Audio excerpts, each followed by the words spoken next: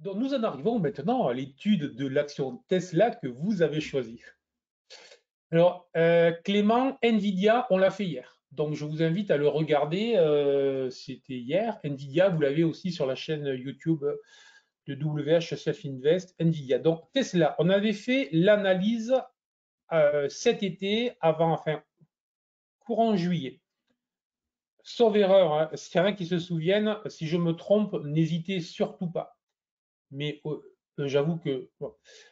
Donc, on était bien sur un canal ascendant et on était bien sur un biseau ascendant. OK, bon, un wedge. Donc, et donc, j'avais dû logiquement vous dire, j'imagine, qu'on était en excès haussier et que probablement j'attendais un repli. Ben, très clairement, on est sur une valeur qui a quand même perdu 25 à 30% cet été. Quand même, ce n'est pas rien. De 300 à 210, ça doit faire à peu près ça, à la louche. Donc, c'était quand même une baisse plus que significative. Mais là où c'est très intéressant, lorsque je regarde Tesla, hein, là je vous fais une analyse live, je vous rappelle, c'est vous qui choisissez.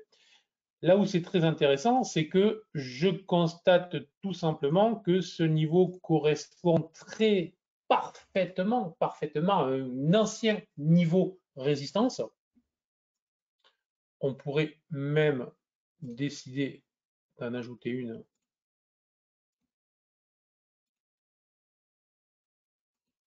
là. Voilà.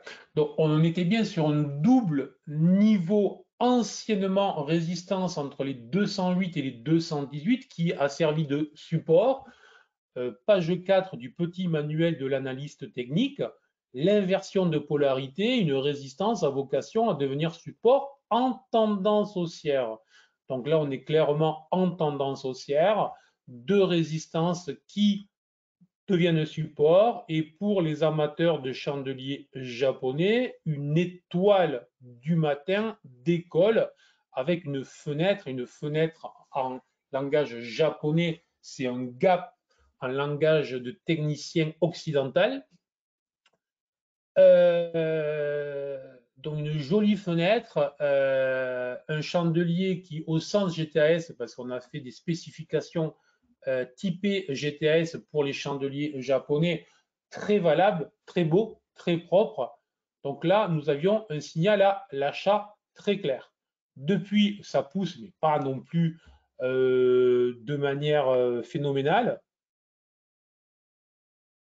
Et la question est, est-ce que je peux aller plus haut? Est-ce que je peux rentrer? C'est la question que je me pose moi lorsque j'ai une action. Déjà, là, je vais vous dire, c'est pas le genre d'action, c'est pas le genre de signaux, c'est pas le genre de configuration graphique qui nous offre un avantage comparatif très fort.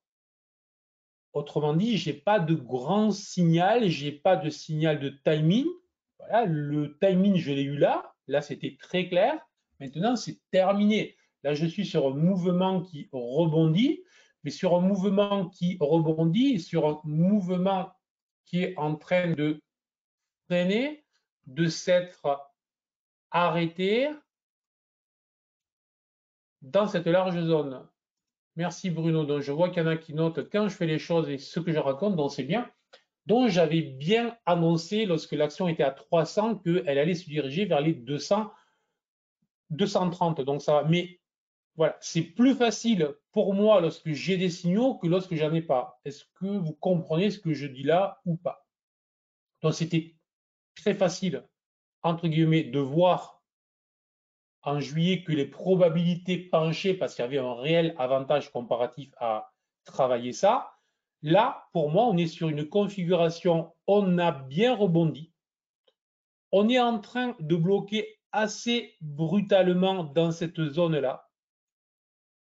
Et avec un avantage comparatif nettement inférieur à celui que vous avez annoncé ici, les probabilités, vu si je décrypte les chandeliers un à un rapidement, alors je ne vais pas vous le faire à vous, sinon ça va être trop long et on va dépasser. Il faut vraiment prendre le temps de se préparer. La grosse proba dans les prochaines journées, c'est au moins un retour, au moins un test sur cette zone 215-218. Bruno, tu peux le noter. Voilà pour Tesla. Il n'y aurait que le dépassement brutal, rapide, avec un grand marabouzou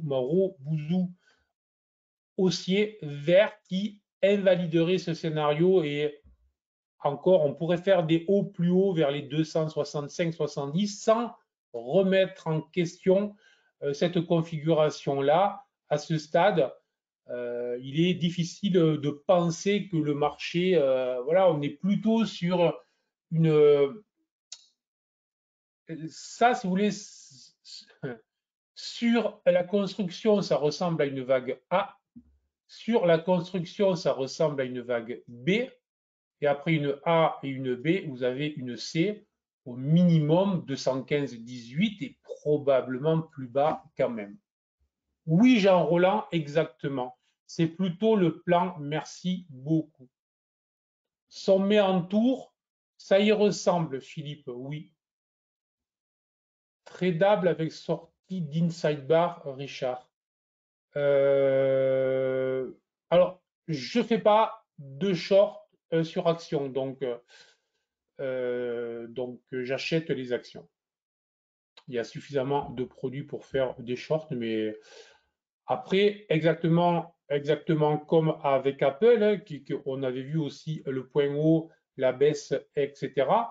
Mieux vaut savoir lorsque ça va baisser pour se positionner à l'achat plus bas. J'ai fait ça avec LVMH, etc. Donc c'est beaucoup mieux. Sur ce, merci beaucoup pour votre attention, vos questions, votre présence.